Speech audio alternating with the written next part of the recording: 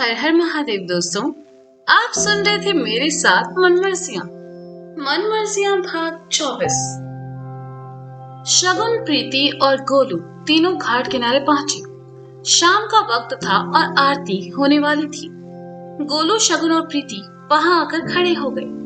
तीनों ने हाथ जोड़े और आंखें बंद करके महादेव से प्रार्थना करने लगे। गोलू मन ही मन कहने लगा, हे महादेव, हमने सुना है तुम्हारी नगरी में जो भी आता है और सच्चे दिल से कुछ मांगता है तो उसे मिल जाता है। हमें ना ज्यादा कुछ नहीं चाहिए, बस हमारे गुड्डू भैया की याददाश्त वापस ले आओ, वो भाभी को पहचान ले और उनसे अपने प्यार का इजहार कर दे। बस इतना काफी होगा हमारे लिए। पास ही खड़ी शगुन भी हाथ जोड़े आंखें मूंदे महादेव से प्रार्थना कर रही थी। आज तक जो मांगा वो सब आपने दिया, फिर आपसे कुछ मांगने आए हैं। गुड्डू जी को बहुत चाहती हूँ मैं, बस उन्हें हमारी याद आ जाए, वो पहले जैसे हो जाए, इससे ज्यादा और कुछ नहीं चाहिए मुझे।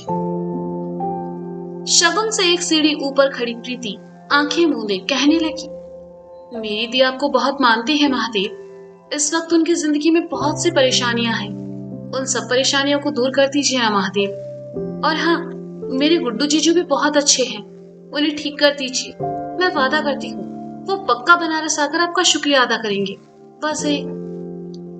प्रीति आगे कुछ कहती, इससे पहले ही किसी ने उसकी बाह पकड़ी और उसे वहां से ले गया। प्रीति ने देखा वो कोई और नहीं बल्कि रोहन ही था। प्रीति ने अपना हाथ झटक कर कहा, क्या है ये सब?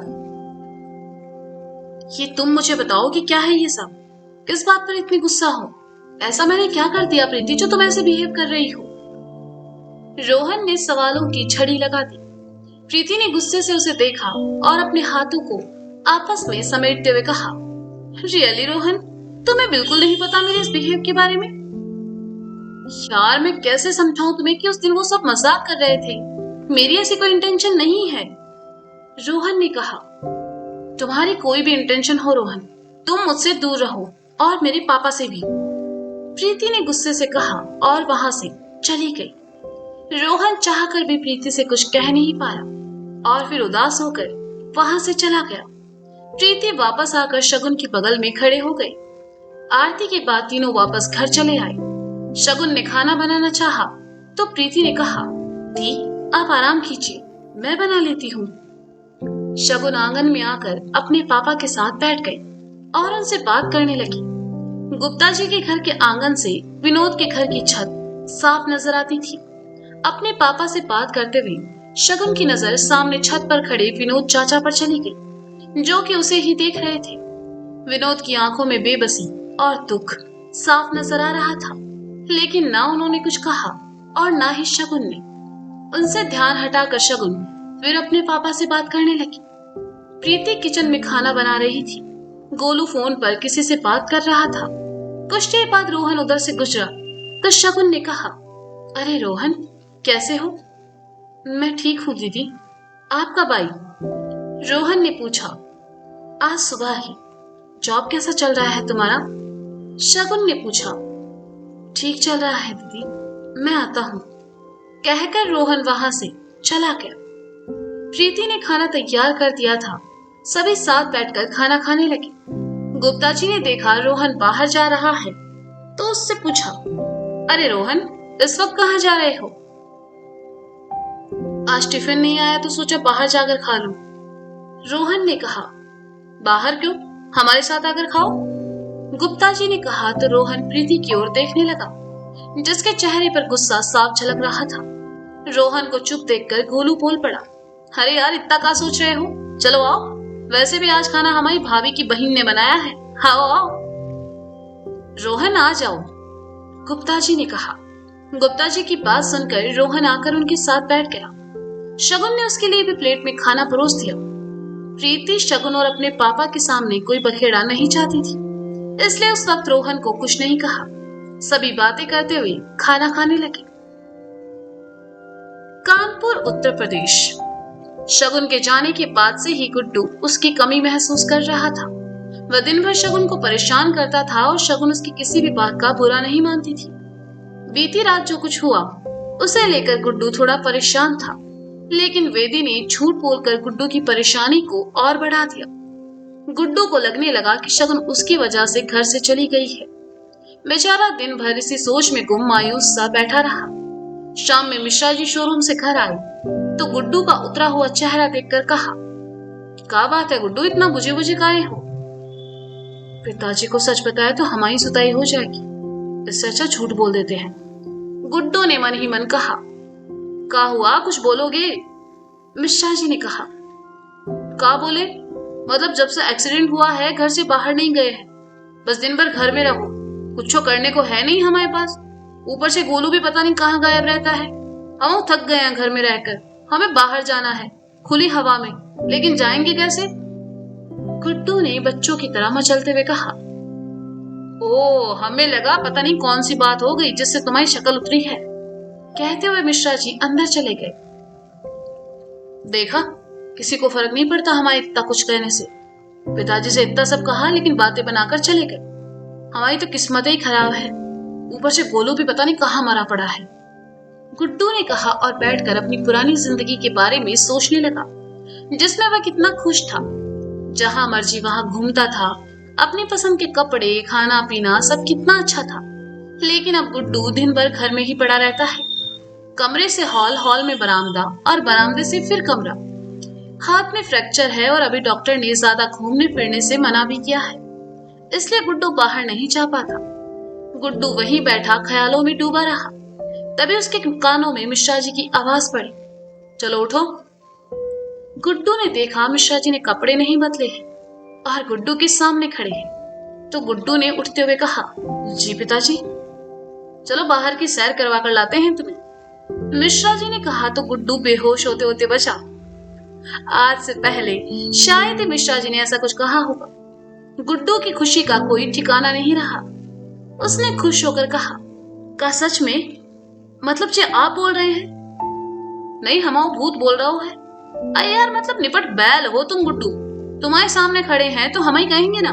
चलो अब ज्यादा वक्त बर्बाद ना करो और चलो हमारे साथ। कहते हुए मिश्रा जी चलने लगे। फिर अचानक से रुके और वेदी को आवाज लगाई, वेदी, वेदी बिटिया। जी पिताजी। वेदी ने आकर कहा, जरा गुड्डू की फटफटिया की चाबी तो लाना। मिश्रा जी ने कहा। ये गुड्डू को दूसरा झटका था। मिश्रा जी गुड्डू की बुलेट चलाएंगे सोचकर ही गुड्डू तो हैरान था। उसने कहा, पिताजी आप बुलेट चलाएंगे? हम काहे नहीं चला सकते, तुम चाबी मंगवाओ। मिश्रा जी ने कहा। वेदी चाबी ले आई और लाकर मिश्रा जी को दे दी। मिश्रा जी ने चाबी लगाई और पहली ही किक में बाइक स्टार्ट करके गुड्डू से कहा, आओ बैठो। गुड्डू तो मिश्रा जी से खासा इंप्रेस हो गया और आकर उनके पीछे बैठते हुए कहा, अरे वाह पिताजी, मतलब कमाल है, पहली ही किक में बाइक स्टार्ट कर दिया आपने। कहते हुए गुड्डू ने अपना हाथ मिश्रा जी के कंधे पर दे मारा, जैसा वह हमेशा अपने दोस्तों के साथ किया करता था।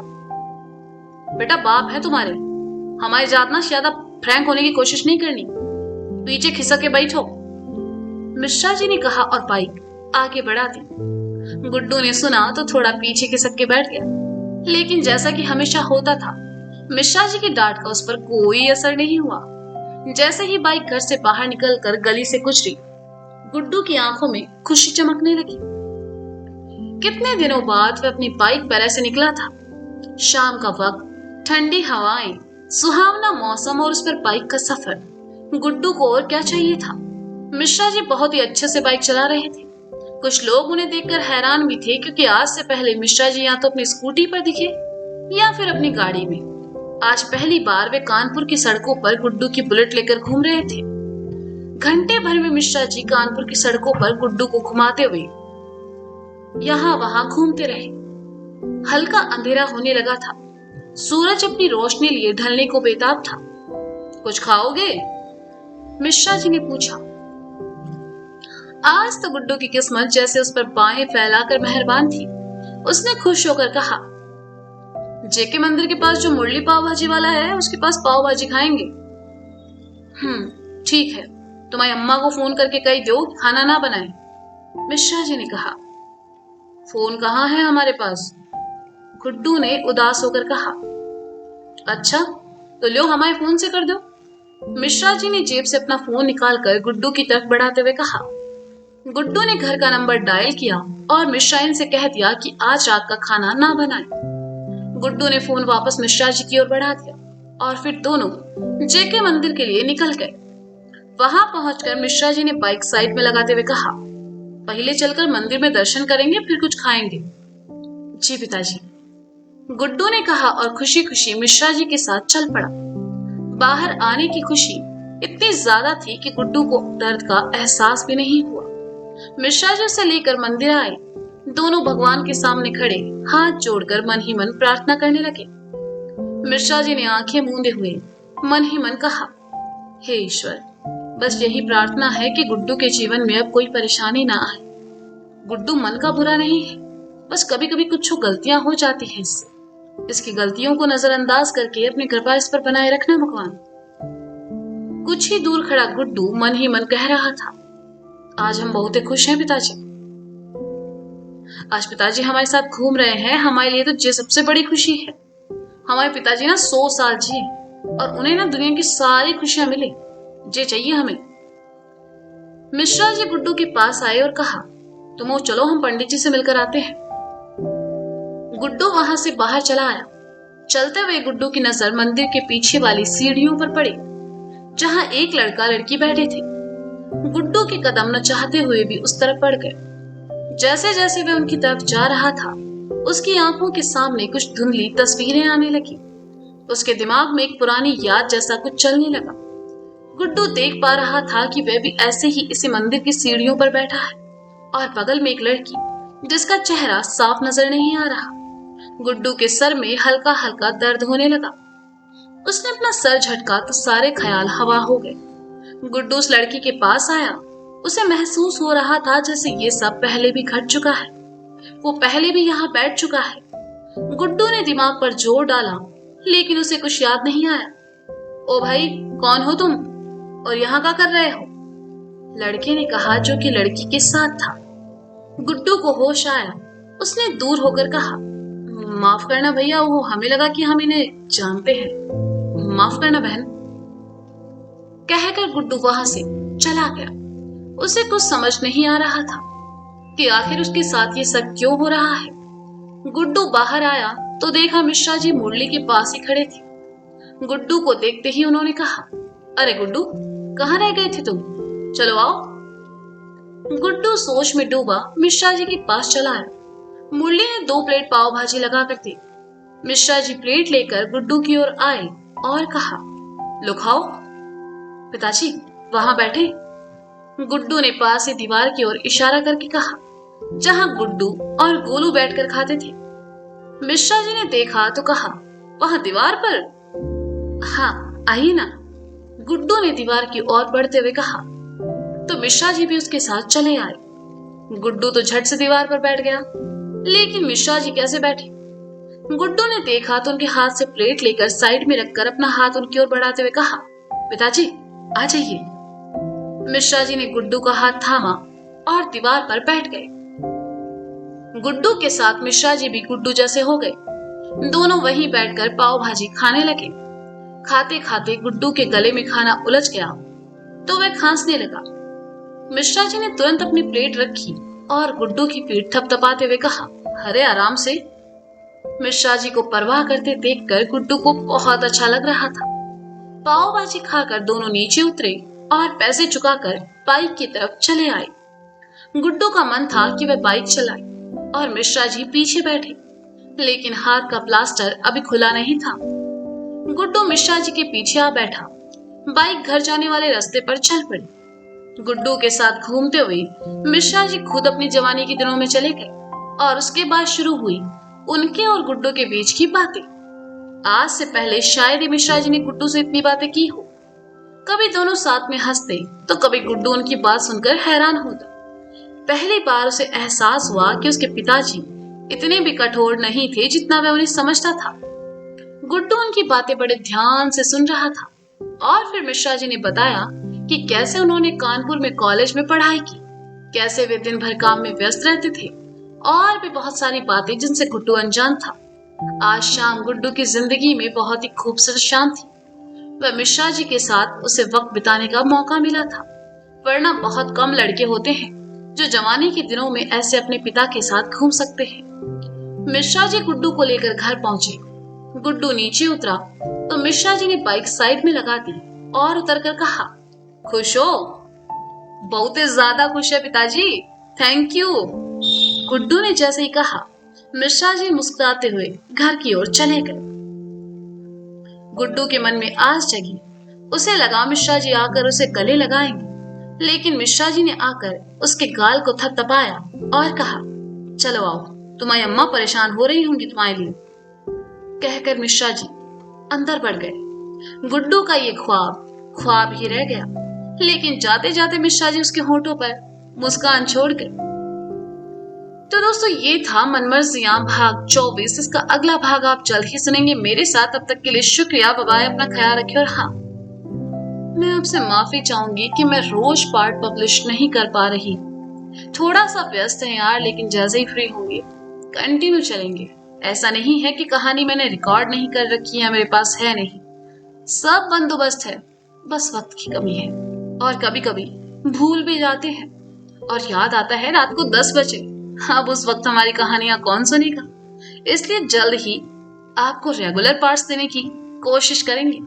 तो मिलते हैं अगले भाग के साथ, तब तक के लिए शुक्रिया, बाय बाय, अपना ख्याल रखिए। और हाँ, सुनते रहें मनमर्जियां मेरे साथ। Bye bye.